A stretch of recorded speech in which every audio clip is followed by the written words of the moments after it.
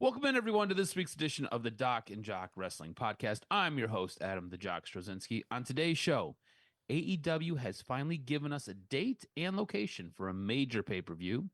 When is SmackDown going back to 2 hours? Are they ever? And WrestleMania 42 is on the move. Got the details on all of that. We're going to break down WWE as they head into Saturday night's main event, as well as Money in the Bank later on the horizon, and AEW. They have their Double or Nothing go home shows. We're going to break down our predictions for AEW's Double or Nothing taking place this Sunday. Help me break it all down, sort it all out, discuss it all, dive deep into the wonderful world of wrestling. He's the one. He's the only. He is the Doc, John Macaroon. What's up, cuz? Man, always look forward to waking up on a Saturday morning to talk to my guy Adam, the Jock Strozinski. It's just great, man. I'm excited. Lots to get into. There's a pay-per-view at AEW that has kind of had a decent build, at least at the top, in regards to promos that I thought really hit the proper note of reality.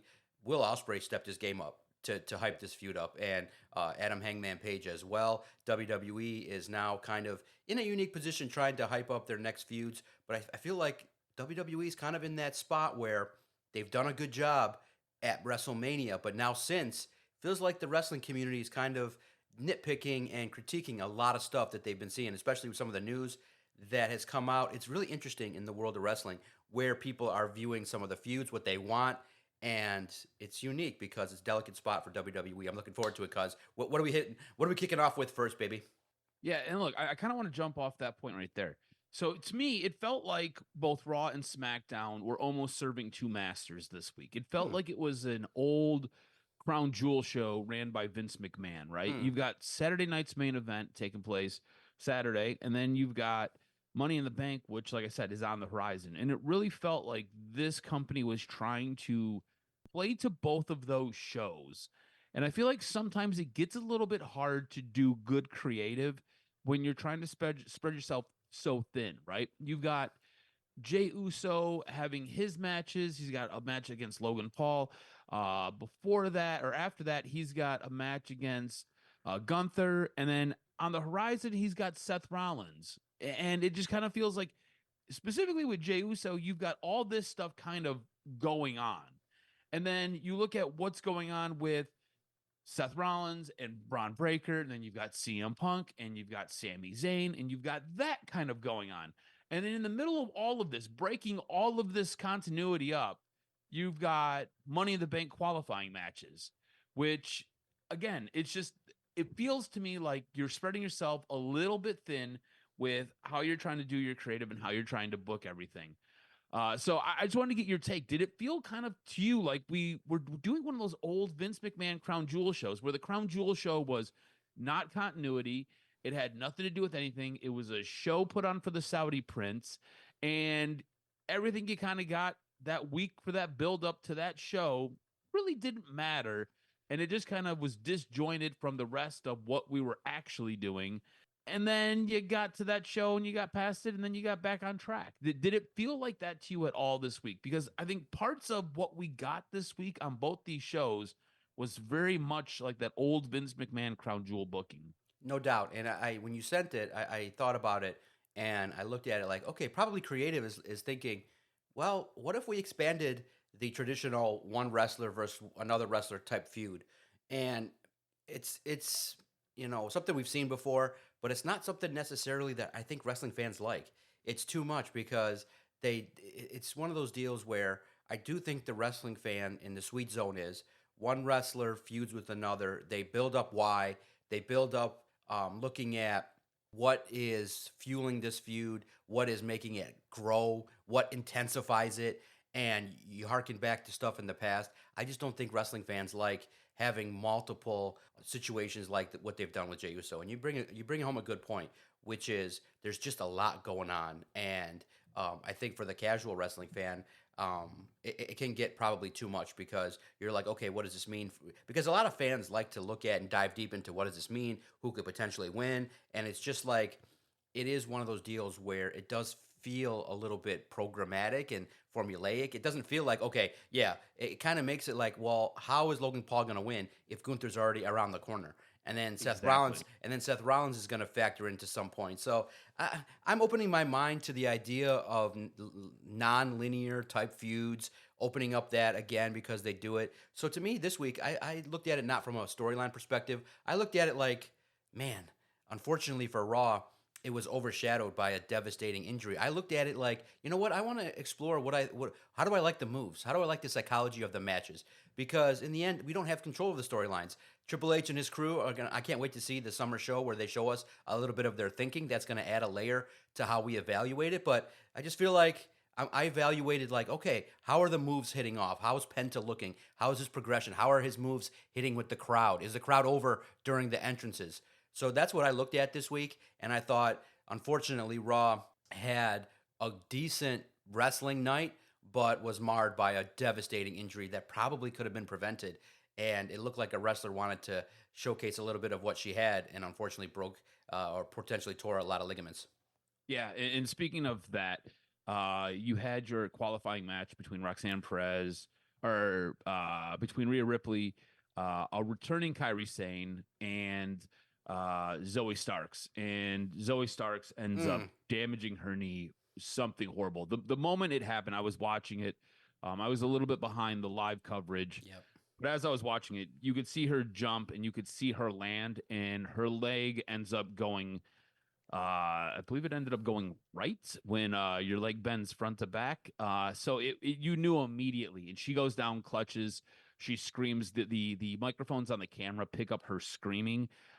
Everybody else just kind of stops, and the referee's tending to her. They call the medical staff in. It's very rare in WWE you see the medical staff slide into the ring like that. And the Yeah, medical staff quickly got in and got her out, and it was the same leg that she had man. damaged before. Her career at this moment in time, very, very uncertain. There were pictures taken after she got out of the arena, and a day or two later, she was with her stepdaughter and they were getting something to eat. She's going to be in for a long haul. I think last time her surgery, she bounced back. She bounced back pretty quick, and it was a pretty devastating knee injury that she had. I think she was back within about 8 months. This one's looking like it's going to be nine months, closer to 12. Um, I'll be honest with you. I don't know if she fully recovers. I don't know if she's able to get back. You post something interesting in our Twitter group chat. You're like, she might need to consider retiring. Like 31, at a certain point, your body just does not recover the way it used to. It really felt like she was going to be the one to take the pin in this match when you really looked at it because Kyrie Sane was returning. This was her debut match. It seemed as though Rhea Ripley was going to be the one to win this match anyways. They had already let go of Shayna Baszler. They had already let go of Sonya Deville. She was part of that trio. I don't know what they were going to do with her. Felt like Zoe Stark at one point was really, really high and really, really hot. And it kind of felt like they missed the mark with her. They missed the boat with her. And she just kind of fell back into a little bit of obscurity. Maybe this was a way to kind of help resuscitate her career, Right, jumpstart it all. right. But I don't know where they were going to go after she takes the pin in this match. Yeah, And I'm not sure what they were going to do. yeah. So I It's don't know tough. if we ever see her in a WWE ring again. Yeah, it's one of those things when you read. She was doing a lot of work in her recovery behind the scenes, doing producing at NXT. So she's got a mind for the business. It's just unfortunate. And the crazy part is when you do go back and watch it, and a lot of wrestling fans were talking about it. Carrie Sane, it's just in the wrestling business, you're inches away from catastrophe. I think Carrie Sane was, supposed to really be like maybe a foot, maybe a yard up to catch her, so that it's supposed to be Yep. a missile drop kick. So when you drop kick someone, your leg is supposed to hit the person. Your Yep. leg is not. You're not supposed to land a foot in front of the individual. So that is a botch on everybody's part. For one, trying it, and two, Carrie Sane I think was a millimeter not where she needed to be to catch the brunt of the force, so that Zoe Stark could land on her body. So it's unfortunate. I look at it like she's 31. What is she going to accomplish? Is she going to get over in a year from now when there's so much competition? There's going to be probably another 10 women that are behind her. It's tough. Maybe she gives it another go. Maybe she can do managerial type stuff. I feel like there should be I feel like people like Natty and Zoe that are maybe not used and over in the ring. I feel like they could definitely put on a suit and put on some professional type attire and manage some people. I think that female managers would be great. So we'll see what it brings. But yeah, long recovery ahead. It's unfortunate. It didn't have to happen. But from all accounts, I think Zoe wanted to highlight, hey, I'm still around. And Yeah. that's the nature of the business. And And here's the thing it's too, tough. real quick. I always thought she had a fantastic look, right? It's Yeah. not for everybody. Her look's not for everybody. She Muscular. is, Yeah. yes, Like very Jordan Grace. muscular, very angular. I always thought it was something that when she stepped on screen, she drew your attention for whatever reason, right? Whether you were into it or you weren't into it, she had a look. And I felt like she moved well enough in the ring, specifically in NXT. Yeah. If you watched any of her NXT work, it was absolutely fantastic. I thought she was so good. I thought she was going to be one of the next big things when she got to the main roster. And it just never really happened. I always felt like her promos could use a little bit of work, but I always kind of felt like she had two of the three big tools that you needed. You know what I'm saying? She had the look and she could move in the ring. And promos weren't too far away. It just never really seems like it really materialized. We also had another qualifying match. A lot of women's qualifying taking place on Monday Night Raw. Roxanne Perez ends up beating Natalia and Lyra Valkyria. Or beating Perez beats Natalia and Becky Lynch. Lyra Valkyria shows up and basically beats Becky Lynch to the back. This gives Roxanne Perez a chance to take advantage of Natalia and get the victory. So she's moving on to Money in the Bank. Later on in the evening, Finn Balor intros Perez as an unofficial member of the Judgment Day. The Judgment Day seems very apprehensive. They say Liv is going to be very upset about this. Liv is not going to like this. It seems as though Finn Balor kind of leaning into that old Dominic role where Dominic was like, look, we need to add more members. We need more additional troops on this team. Kind of taking what Dom was doing and kind of turning it back on Dom. Dom a little bit put off by this until he gets a box of chicken nuggets from Roxanne Perez. But it does seem as though Finn is acquiring talent or making connections with talent. And we've believed for a long time that Finn is going to end up splitting from the Judgment Day. Do you believe that Finn is now acquiring talent and making connections with other talented people to form his own group so when he does eventually split? Because that's what it seems like to me. Yeah, right. It kind of has a feel like, maybe you add AJ Styles to the mix. You've already planted that seed, and you could have another group, and now you have a feud. You have a relevant situation where you've already laid the groundwork.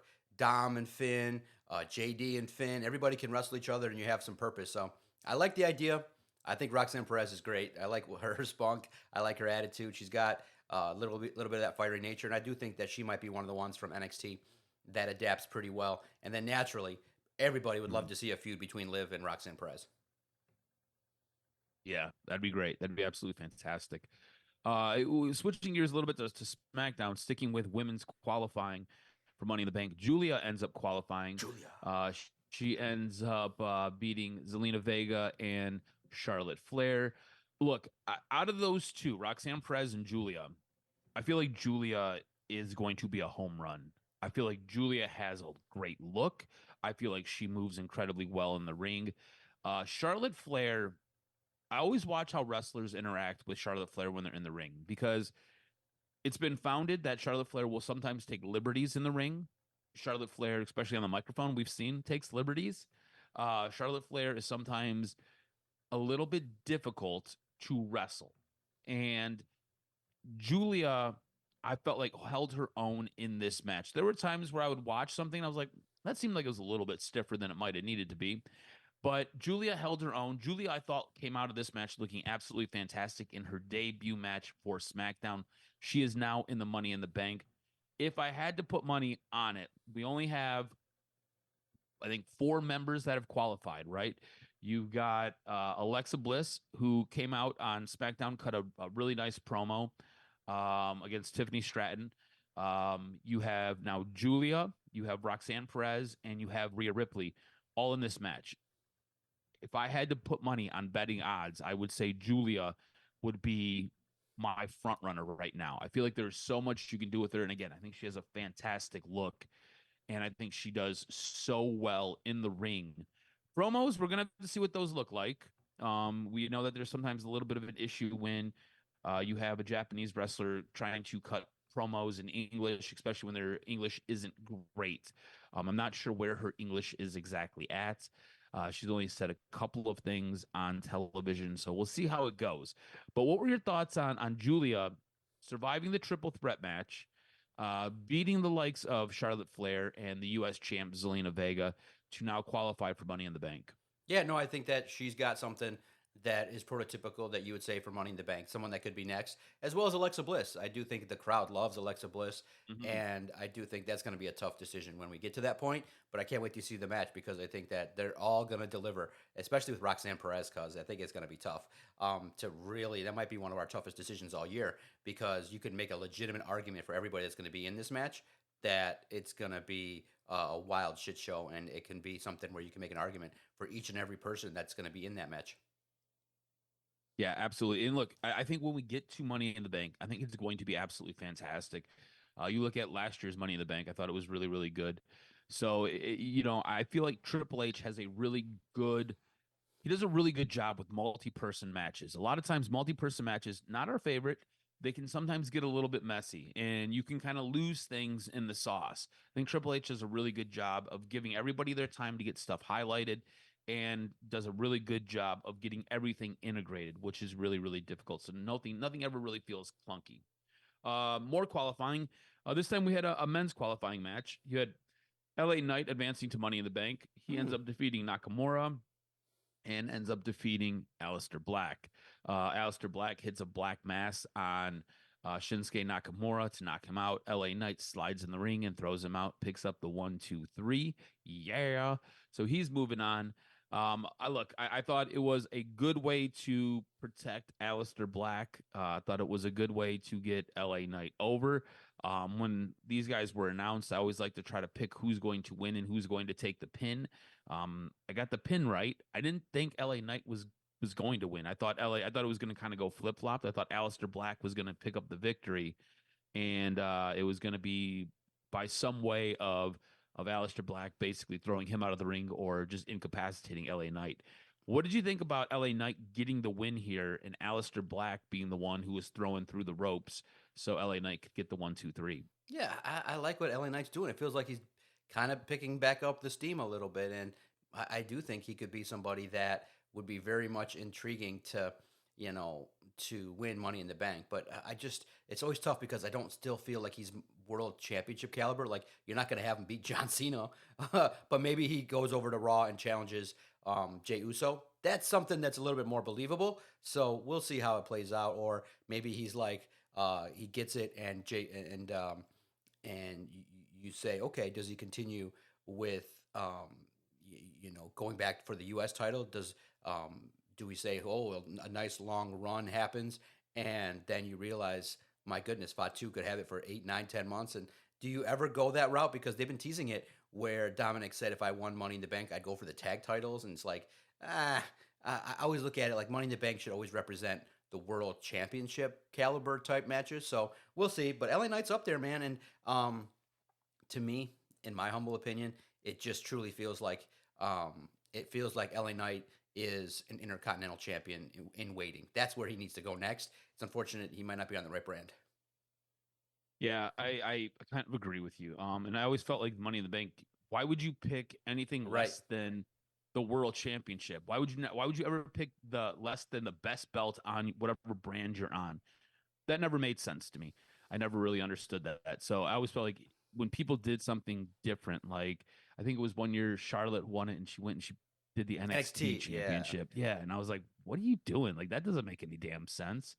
But yeah, to me, it always felt like if you win this ultimate prize, you should be cashing in for the ultimate prize.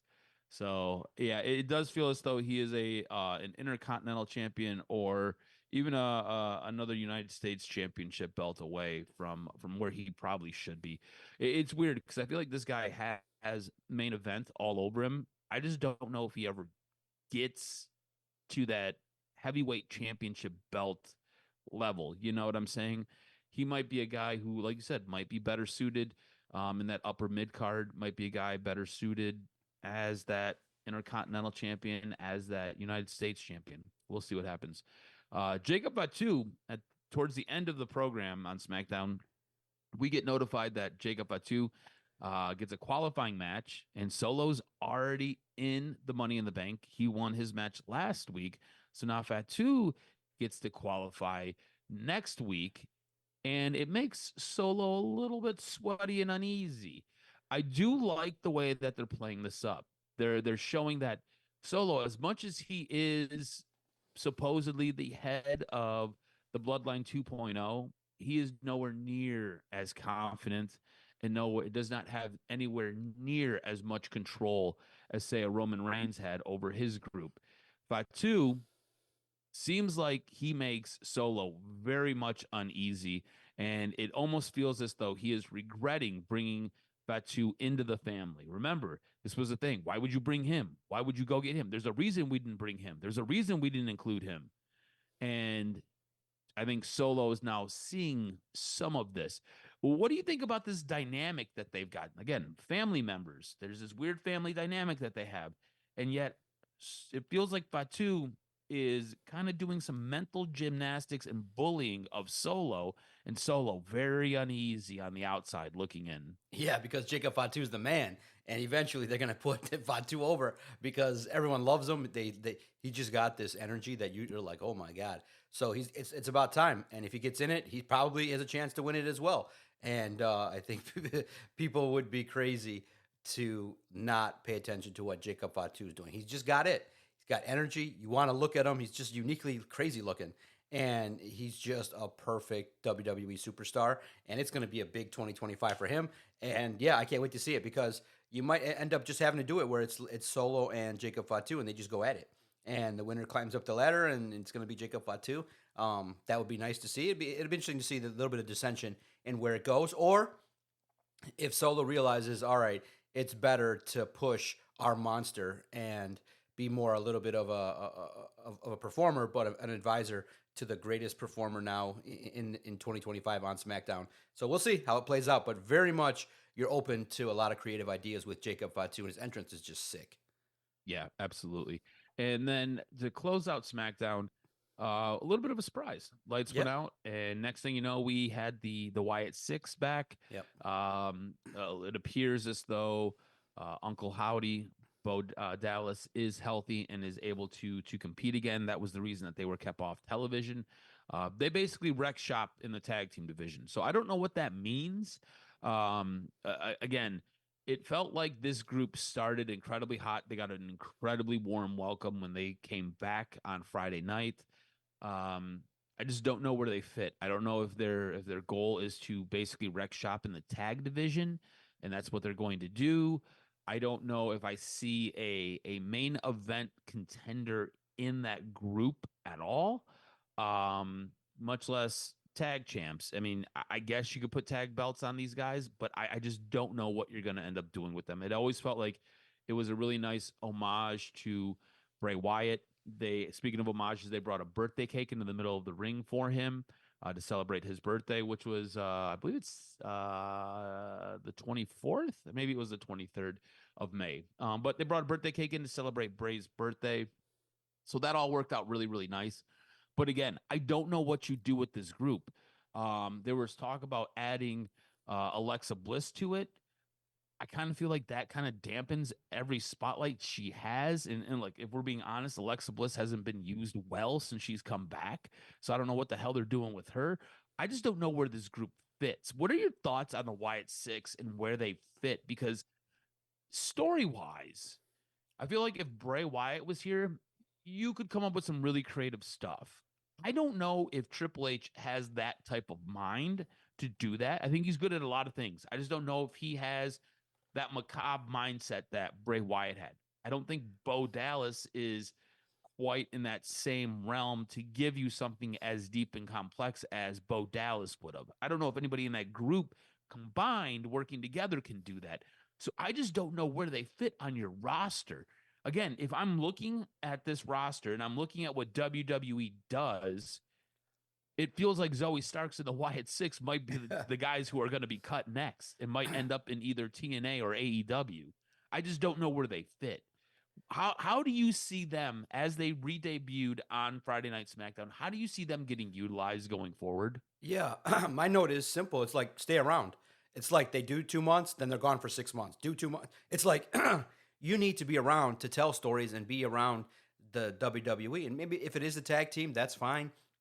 If it is to be disruptors, that's fine. You know, maybe it's to be kind of the soul of the company. So if so, maybe you go after Solo, you go after the group there, those that are doing injustice. Maybe you go to the other brand and you peek at Paul Heyman, do stuff there. It's just it's sky's the limit, but you don't know exactly where to go because they are so out there. So I'm not a fan of the Uncle Howdy character. It's just not my cup of tea. Like, there's been like three restarts, long time. We've been doing this now for like 3-4 years. Where with when Bray was around, like, what was Uncle Howdy? Who was it going to be? What was it going to be about? Well, what's the payoff? So my only note is, what's the payoff? So when we start getting some, we can then assess it. Yeah, exactly. I just don't know. What the hell they're going to do? Yeah, because it's a lot like you said. It's a little bit of stop and start, right? It's they're here, they're gone, they're here, they're gone. I felt like in the mix of them being debuted, they're like their original debut, and I could be wrong. I feel like they've already changed brands once, maybe twice, Yeah. and now they're back on SmackDown. It's weird, man. I just don't know what you do with these guys. I feel like when you go down this kind of rabbit's hole with something like this, it can be so creatively exhilarating, and at the same time I feel like it kind of pigeonholes everything you can do, and it pigeonholes everybody in the group. Let's keep it cut. And Let's keep it simple. Pick a feud, tell a story for the feud, have a match, move on to the next one. Let's just yeah, start with step one of let's complete a wrestling feud that involves a character versus another character, tell a story, why we're mad, beat their ass, and then go to the next one. Let's step there. Step yep, one. Let's just start step one. yep, absolutely. I agree with you 100%. Before we get into our AEW Double or Nothing pay-per-view that is on Sunday, May 25th, anything else from WWE that you liked, that you didn't like, anything that you wanted to highlight? Felt like WWE gave us, like I said, it felt like they were serving two masters, what they've got going on Saturday night's main event, and then what they've got going on down the road at Money in the Bank. Dude, Penta's over. It's great. Weekly appearances, his entrances get better every week. Now they've kind of realized, oh shit, going panning out is stupid. Let's just watch him stay there on that single shot where he goes with the fans. It's perfect. It's so much better. The last couple entrances, his moves are good. One of those deals where he's starting to develop that aura where it's a little bit more popularity and just like, oh my God, it's Penta than it is in the ring. And once he starts getting more comfortable in the matches, oh my God, dude, Penta's going to be a star. It's going to be big. And I can't wait to see what they do with him. You just want to see him wrestle, get into the feuds. I love the mixing and the matching, and then I just love seeing AJ Styles. He had a good week this week. Yeah, absolutely. AJ Styles looks great, looks incredible. Him and Penta teaming together, awesome. Does look as though Penta is gonna continue to battle with, or they're setting up a feud with.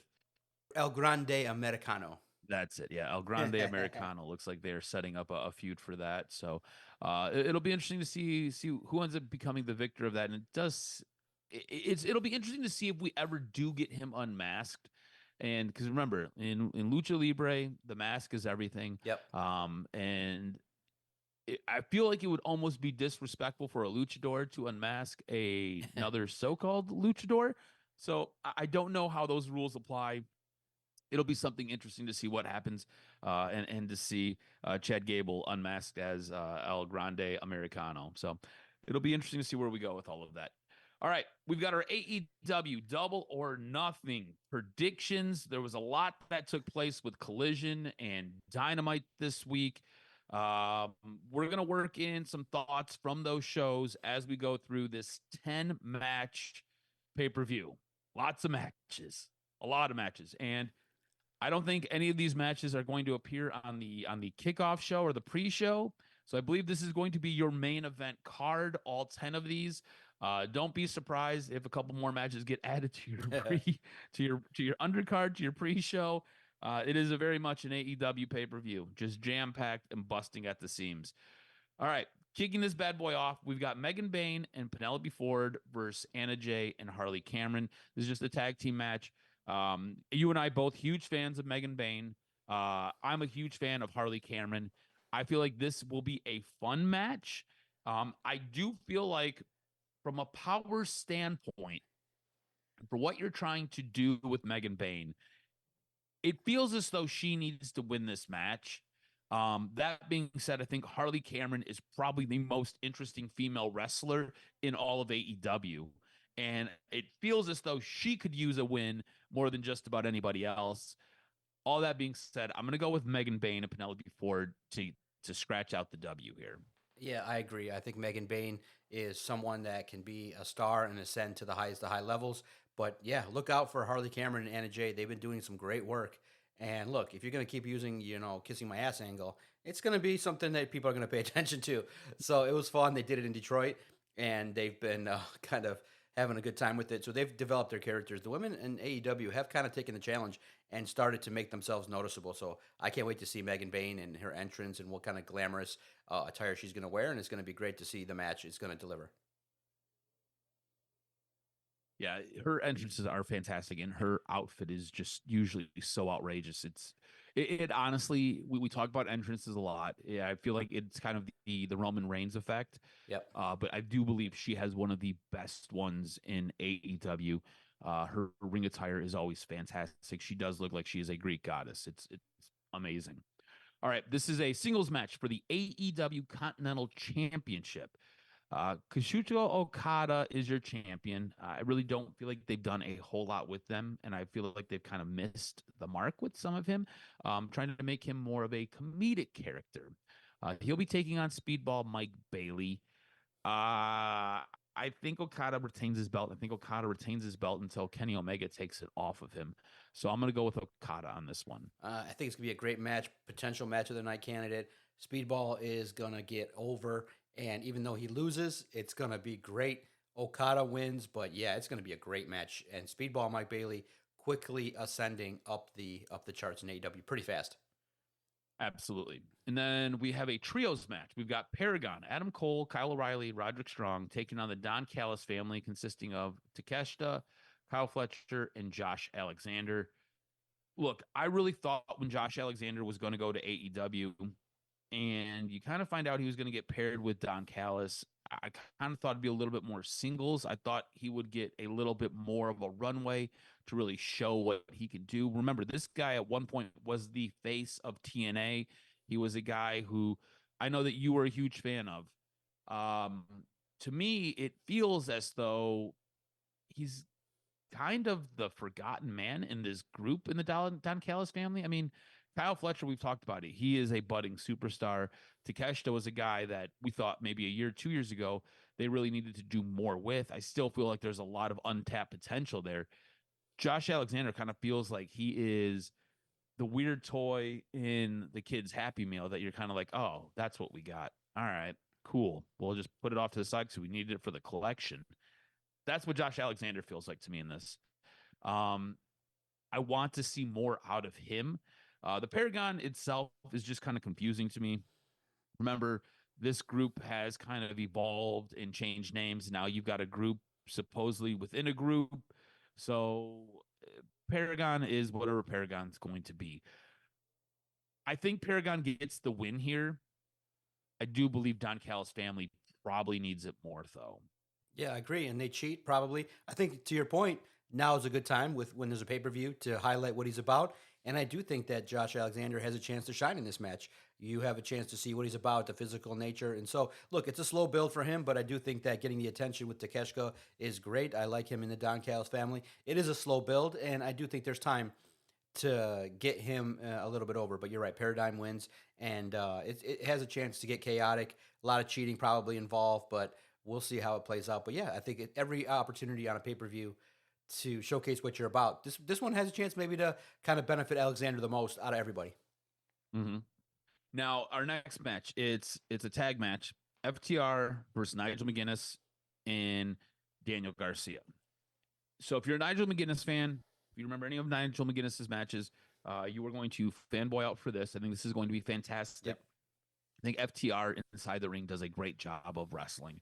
I think Daniel Garcia has proven that he is a little bit like milk toast on the mic, but I feel like he does a very good job when he's in the ring wrestling.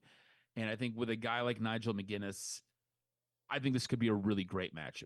Now, I think this match could end with something funky. Hmm. I see something happening here. Maybe Daniel Garcia turning on Nigel McGuinness. I just don't see this one playing out the way it's supposed to play out. When you look at this on paper, you look at this build, you've got Nigel McGuinness and you've got Daniel Garcia going over. I don't know if that happens. I don't know if they go over. I think I think this ends in a no contest because I think Daniel Garcia turns on Nigel McGuinness. I think that makes for a more interesting story. I think Daniel Garcia joining FTR makes for a little bit more of an interesting story. Or maybe it's the other way around. Maybe it's Nigel McGuinness turning on Daniel Garcia. Yep. For a long time, Nigel McGuinness was a heel. FTR are heels. I just don't see this one playing out the same way it probably should. How do you see this one playing out? Because I'm kind of stuck. I don't know which direction I want to go. When I look at the build to all of this, in my head, I'm like, Nigel McGuinness and Daniel Garcia are going to win this match. But it's wrestling. And knowing wrestling, always expect something weird. And I just kind of feel like this is going to be the match where there's going to be something weird. Yeah, you expect a breakup. That's how I look at it. Someone probably could join FTR, but I think FTR wins it. They're a group that needs to take the next step forward. You have a beatdown. Maybe they end up, getting disqualified. You could see that as well. You could even see that this match could go a lot of different ways. You could even see just straight up Nigel McGuinness getting his moment, getting a chance to cheer with Daniel Garcia. That probably is what's going to happen, but I don't care. I'm picking FTR because I want them to win, and I think they're the bigger group. I'm going to say FTR wins as well. But again, I think there's something funky that happens, and that's why they win. There's just something just doesn't, for me, this just something about this match just doesn't feel right. So I'll go FTR as well. Next, we got Mark Briscoe versus Ricochet in a stretcher match. I'm going to go with Ricochet on this one. If you watched, I believe it was Dynamite, Dynamite Collision ran one night after each other. So my notes a little bit skewed here. I'm going to go Ricochet. Mark Briscoe ends up bringing a stretcher out and throws Ricochet on it and then pummels him. Because of that, that was the go-home angle. I'm going to say Ricochet gets the win here in the stretcher match. Yeah, that's how I had it. If they had not done that, I might have thought about Mark Briscoe getting over, but Ricochet is the bigger star. And I can't wait for the spots in this match. It's going to be crazy. This one is going to be must watch. It's going to get crazy, wild, whatever the hell they're going to try and do. Let's just hope everybody walks away healthy. All right, next we've got the Hurt Syndicate versus the Sons of Texas. This is for the AEW World Tag Team Championship. Sons of Texas, you've got Dustin Rhodes, and you've got Sammy Guevara. Now, the Hurt Syndicate on Collision, no, on Dynamite, inducted MJF as part of their group. It did seem like Bobby Lashley still a little apprehensive about including MJF in the group, which got weird because you gave him the thumbs up a week ago. You had a whole week to go over supposed paperwork to sign to bring a guy in, and now at the last minute you're apprehensive. That to me didn't make a whole lot of sense. This was supposed to be a moment for everybody to cheer and celebrate, and all of a sudden it felt like Bobby Lashley was doing some weird stuff, and it's just storyline wise, just to me didn't make sense. But MJF is part of the group. We'll see where this goes. Again, I believe Cedric Alexander will be appearing at some point in AEW and will soon be a part of the Hurt Syndicate. I'm anticipating MJF plays a part in this match to help the Hurt Syndicate retain their titles. As much as I like what Dustin Rhodes has done for AEW, I just don't think he has enough to get over the hump here. So I'm going to go the Hurt Syndicate for the dub. They hurt people. That's what they're going to do. Exactly. That's it. Hurt people. And MJF is going to get involved, prove his worth, make Bobby respect him. So it'll be fun. The Hurt Syndicate, they're over. We hurt people. It's great. All right, next we've got our AEW Women's World Championship match. Toni Storm versus Mina Shirakawa. Mina Shirakawa has gotten a couple of wins over Toni Storm and has looked really, really good since officially joining AEW. I don't think she gets the win here. I think Toni Storm stays on her winning path of retaining her belts, and I think she walks out the champion. I think this is going to be a fantastic match. Obviously, these two have a history together. They work very well together. I think Mina Shirakawa to the women's locker room and to the women's roster, I think she was a fantastic addition. I really do like what she brings. I think she's a very interesting character. All that being said, I think Toni Storm gets the dubski, and I think it could set up for what we'll get in our next match, depending on how that goes. So I've got Toni Storm winning. No doubt. Toni Storm, it'll be a good match. The women have done a good job of making this an important match. And Toni Storm, just when she shows up, you pay attention. And I look forward to her delivering a great match on Double or Nothing. All right. Said next match would be the Women's Owen Hart Foundation Cup Tournament Final. Jamie Hayter taking on Mercedes Moné. And this is why I said Toni Storm wins, because whoever wins this gets a shot at Toni Storm. Yep. This isn't for one of Mercedes Moné's belts. I think what we got with their little back and forth promo session, I thought it was great. It felt like Jamie Hayter hit a nerve with Mercedes Moné as she attacked her, and it looked like it was a rough landing when she got pushed out of that chair. And then it looked like Jamie Hayter kind of delivered a pretty stiff shot to Mercedes Moné. So I'm going to take Jamie Hayter in this. Look, you roll the dice, right? And it usually comes up Mercedes Moné when she's in her matches. I feel like storyline wise, it makes more sense for Jamie Hayter to win this than it does for Mercedes Moné. And I'm going to count on Tony Khan and his creative to do the right thing and have Jamie Hayter win this match. I've got Jamie Hayter winning this. I got Mercedes Moné. I think she's over. She's the biggest star. You can't have her lose this match. I know you're trying to create new stars and get more people over. Mercedes Moné is somebody that you got to start putting in some big money feuds, and I can't wait to see it. Mercedes Moné, I think, is when you're going to invest someone, it's just I don't like the idea of paying someone that much money and then having her put her other people over in the first 2 years. Like, she should take it all, the belts, the titles, all the attention. She needs to build all the belts. Yeah, I know she's got all the belts, but she's got to take over the whole company, and I just think she's the bigger star. I think that she's the one that you could market and get her more over than what she currently is. And so I like Mercedes Moné in the way in which you can market her in big matches, even against Toni Storm. I feel like one day we should just have a conversation about Mercedes Moné, because I feel like we could spend a half hour talking Mercedes Moné, and we'd be on the opposite end of Mercedes Moné all day long. All right, next match, Anarchy in the Arena. Now, this looks like it's going to be a lot of fun. This match will probably kick the entire show off, and what you'll get is you'll probably get the first 20 minutes of this match, and then what'll happen is they'll just cut back and forth between matches, and they'll have probably side-by-sides up of this just going on. I feel like this match is going to go all night long. Anarchy in the Arena is usually a fun match, sometimes a bit of a dangerous match. A couple guys have been hurt before in these types of matches, but you've got Kenny Omega, Swerve Strickland, Willow Nightingale, and the Ops, Samoa Joe and Powerhouse Hobbs and Shibata, taking on the Death Riders, John Moxley, Claudio Castagnoli, Mina Shafir, and Wheeler Yuta, and the Young Bucks, Matt and Nick Jackson. This is going to be incredible and outrageous. I'm gonna go with the faces here. I'm gonna go with Kenny Omega and Swerve and Willow and the Ops. Okay, that's very interesting, very intriguing. It's just going to be a spot fest. It's going to be wild and dangerous. It's going to be a spot fest. I hope everybody's okay. Wondering if somebody gets ran over with a golf cart. All right. Do the Death Riders take a loss? It's one of those deals where you see them, the way in which the feud is kind of gone. They've kind of been taking the back seat.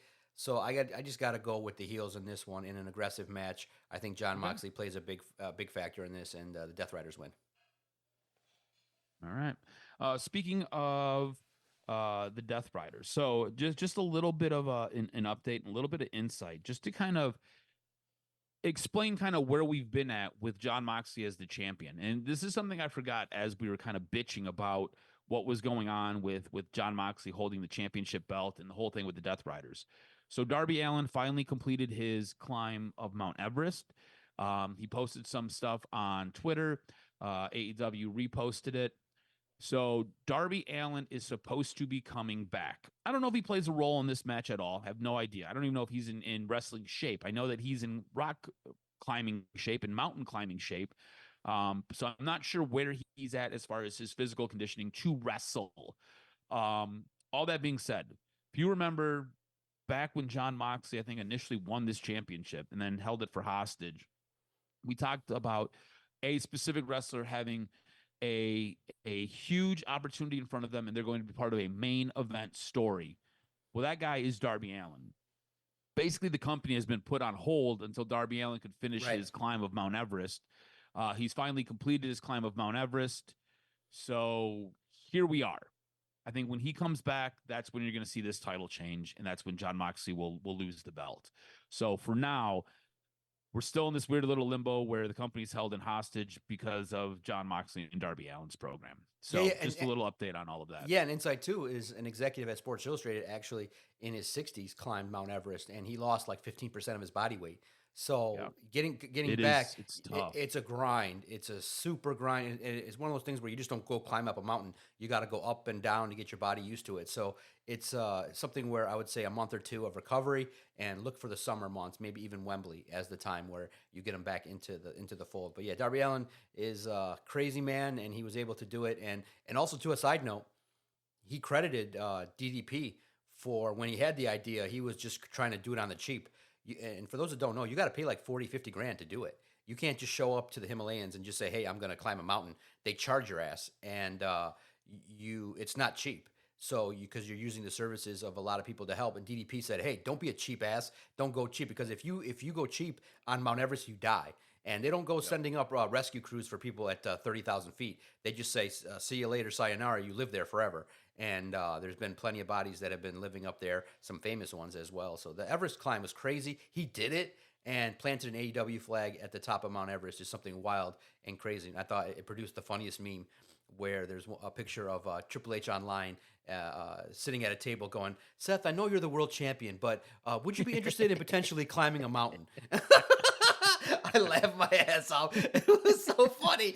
It was so apropos for what for what WWE was trying to do. So good on Darby Allin. It's a personal accomplishment and very spiritual and really enlightening for those that take the climb. And then if you guys know the woman that did it 10 times, there's a feature on Netflix. It's amazing. I highly recommend it. It's Mountain Queen.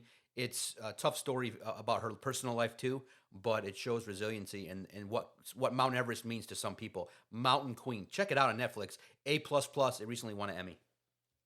All right, and then that'll lead us to our main event. It's Hangman Page versus Will Ospreay. This is for the 2025 Men's Owen Hart Foundation Cup tournament. Winner of this gets a shot at John Moxley and his AEW championship. Look, man, these are two of the biggest stars in this company. These are the two guys that when you turn on, you want to see and you stop everything that you're doing. A lot of times, I feel like you and I, because we watch so much wrestling, we tend to be very casual when we watch. And what we do for this program is we end up finding the moments that either resonate with us or the big moments that really stick out for everybody. When these two guys are on, Whew. no matter what you're doing dishes, you're eating dinner, you're trying to play with your baby or put your baby down. You are stopping what you're doing to listen to these two men talk or to watch these two men wrestle. These are the two biggest stars in this company. They are huge. And now they have the main event to face each other. Baby. I thought Will Ospreay's promo was fantastic, where he calls Hangman Page out and says, "I need you to teach me how to beat John Moxley. You've done it before. I've not. You have to. I need that guy. I need whoever that guy was." As Hangman Page is kind of going through these moments of self-reflection and trying to find his true self. I think this is going to be a fantastic match. I think this is going to be great. I have zero idea who's going to win this match. I've got no clue. I feel like you can go either way with it. Maybe it was a bit of a hint where Will Ospreay was like, "I'm 0-2 against this guy." Maybe it's Will Ospreay who gets the win so he can then get the victory and he can beat John Moxley. I think kind of like we had already said, I think maybe we've already kind of lifted the curtain on the story, and I think it's going to be Darby Allin who's going to dethrone John Moxley. So maybe we kind of undercut our own selves here, but I have no idea how this match ends. I'm just looking for a fantastic final match. I think it's going to be great. Who do you think wins this match? Man, actually, we're probably wrong in that we think Darby Allin should be the one. Darby Allin should be the one that costs John Moxley, and the guy that should reign tall. I mean, think about it, because it really does line up. If you're creative, it doesn't take a rocket scientist. A feud all summer with Will Ospreay and John Moxley. John Moxley gets the best of him. Maybe even the first match results in some kind of cheating that Will Ospreay loses, and everybody's up in fury, up in arms. And then Tony Khan or somebody steps in and says, "Okay, we're going to have the match at Wembley." I mean, there's no better. I mean, if you plan this out 6 months, if you just common sense, you would have said, "Okay, we could have our biggest star, Will Ospreay, win at Wembley at or win in a big match that takes place." I'm not certain. Is the match again overseas this year, or is it Texas? Wherever it In is, Texas. it's in Texas. Okay, Yep. so you have it where Will Ospreay in the biggest show takes. I mean, but also too, Adam Hangman Page from Texas. You get a big pop, so that's tough. But I think the biggest star has to win in the biggest moment, and I do think that a returning Darby Allin costing John Moxley at the big pay per view in Texas at Dallas Stadium would be great. It would have been great if Will Ospreay could have won it overseas in England, but I think Will Ospreay is the biggest star, and so the biggest star has to be the world champion. I mean, there's nobody on earth, I think, that doesn't think that Will Ospreay isn't the baddest man on the planet in terms of promo, his ascension. He's money. He's the guy that has to wear the belt, and it'll look good on him. And I think he can carry the company and maybe even get some more attention to the company. So I got Will Ospreay winning. You got Will Ospreay. All right. Well, I'm going to let you know this. Two things. One, we have a visitor joining me while we do this last Yeah. selection. KJ needed to come in and see her dada, so she's sitting with me. So if you hear her talking, that'll be her. And then you sold me. You sold me on Hangman Yeah. Page. It's going to be in Texas. He's from Texas. Oh. He's one of the biggest wrestlers in Texas. Yeah. I think Hangman wins it, and I like your whole story with Darby Allin costing John Moxley the championship. So I'm going to go Hangman Page. This is probably one of the first cards that we've done where we've had this many differing opinions on who's winning matches. This is absolutely crazy. Nice. So it's real quick. Yeah, go ahead. Recap it. But I think the three different ones will predict definitely where it goes out. But because it'll be interesting to see if they give the push to Hangman Page, because Will Ospreay is the bigger star in my opinion. But this match is going to crush, no doubt about it. Yeah, look, I agree with you. I think Will Ospreay is the bigger international star. I think in AEW, though, Hangman Page is one of the most over guys there is. Yep. We look at calling the card. You lead it right now 2-1. So I need this to tie you. Starting with the main event, we differ there. You've got Will Ospreay. I've got Hangman Page. From there, Jamie Hayter versus Mercedes Moné. I've got Jamie Hayter. You've got Mercedes Moné. Actually, yeah, wow. We've disagreed a lot on a lot of different stuff. We go to the Anarchy in the Arena match. I've got the faces consisting of Kenny Omega, Swerve Strickland, Willow Nightingale, and the Ops beating the Young Bucks and the Death Riders, who you have. We both have Toni Storm retaining her AEW Women's World Championship. We both have the Hurt Syndicate retaining their AEW World Tag Team Championship matches. Our championship belts. We both have Ricochet winning the stretcher match. We both have FTR beating Nigel McGuinness and Daniel Garcia. We both believe that there might be something funny that takes place there. We both have Paragon winning in a trios match over the Don Callis family. We both have Okada retaining his AEW Continental Championship. And we both have Megan Bayne and Penelope Ford winning a tag team match. Fantastic card, it looks like. Should be a good time. That'll take place on Sunday. Remember, WWE has Saturday night's main event this week. What was your show of the week?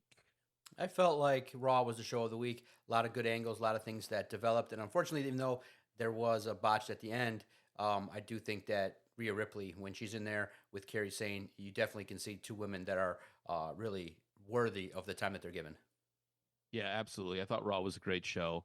Held my interest all the way through. I thought it was really, really good. You ready for some news and notes? Hit me with this week's professional wrestling news and notes. What made your list? AEW has finally given us a date and a location for a major pay-per-view. AEW's All Out returns in September of 2025 with the first non-United States iteration of the pay-per-view. Previous AEW All Out events have occurred in Illinois and Florida. The September 2025 show will take place in Canada. AEW has confirmed that on September 20th, 2025, All Out heads to Toronto, Ontario, Canada.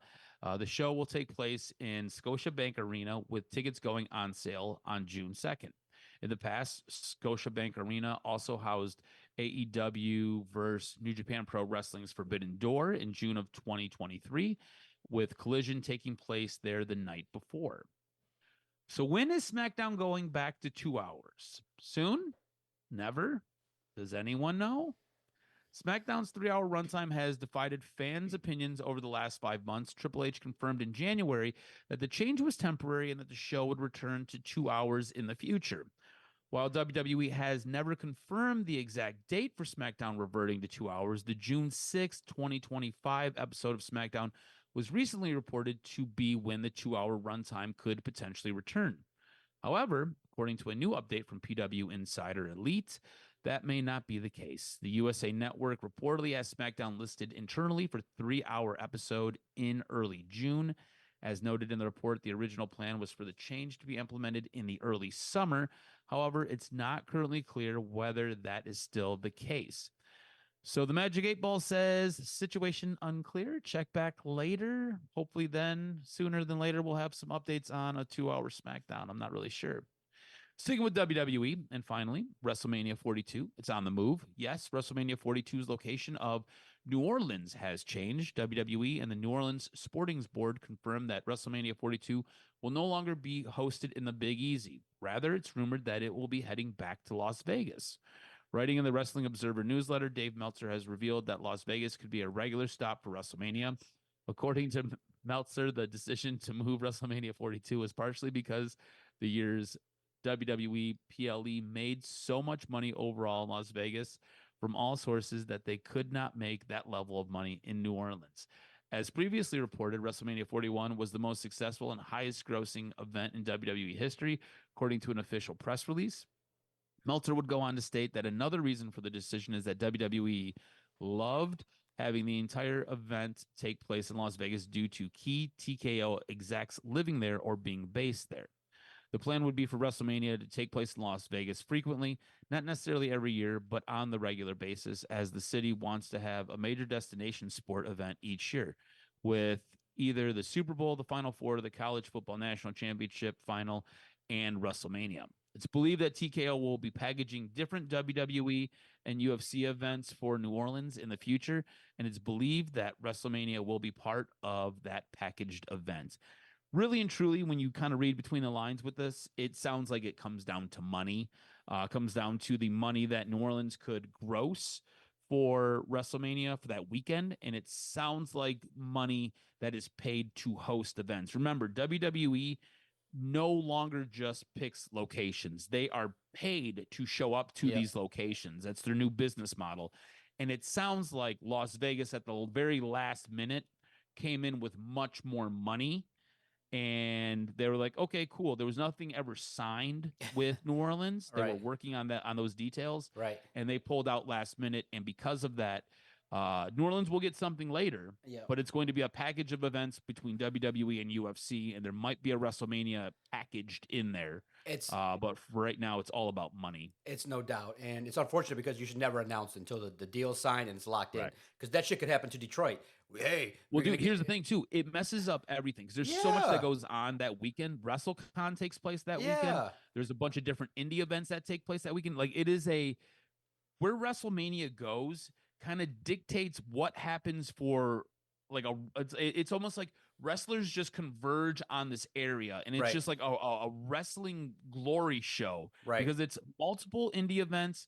It's WrestleCon, it's WrestleMania. There's so much that takes place. There's different podcasts that set up and rent spaces to do live podcasting. It's absolutely nuts. If you're WWE, I mean, you should just set up residency. You should just say, Vegas, look, make us stay. Like, give us 6 years, give us $3-4 billion, and we'll come here every year. I mean, and it's good because Vegas can handle it all on the Strip, multiple places, different people can do different stuff. You can set up the wrestling world for a week or two afterwards. So I know it sucks, but if you're WrestleMania, Vegas is not a bad place to run your events all week long, 2 weeks, and with everything, the infrastructure right next to the Strip, it's not a bad idea for Nick Khan to say, all right, Vegas, make us a pitch not to leave.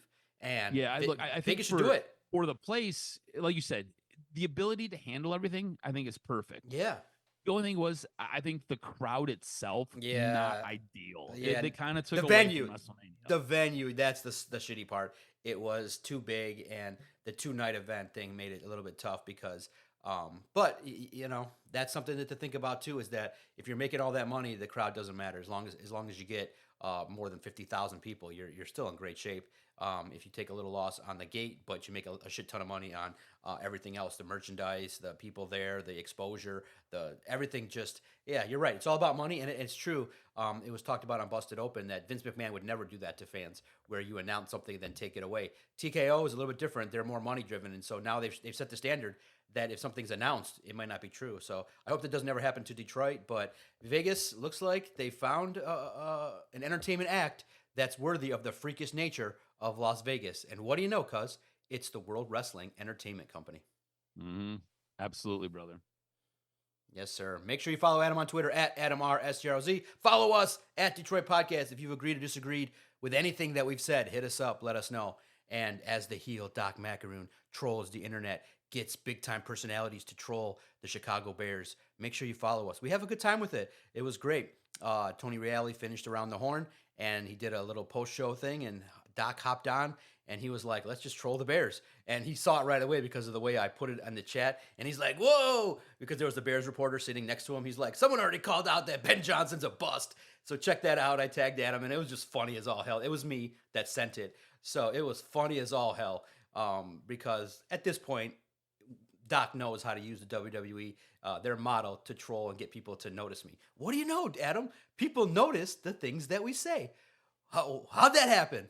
It's all due to the great world of professional wrestling. It's brought us a lot of joy, taught us how to troll, taught us how to cover sports and have a good time with it. And each and every week, I love breaking down wrestling with my guy, Adam, the Jock Straczynski. And also pay attention to the crew that wins the LFG. They're showing up at NXT. They're doing some wild-ass shit. It's a fun time at NXT, TNA, New Japan, all this great stuff going on in the world of wrestling. We'll be here to break it all down.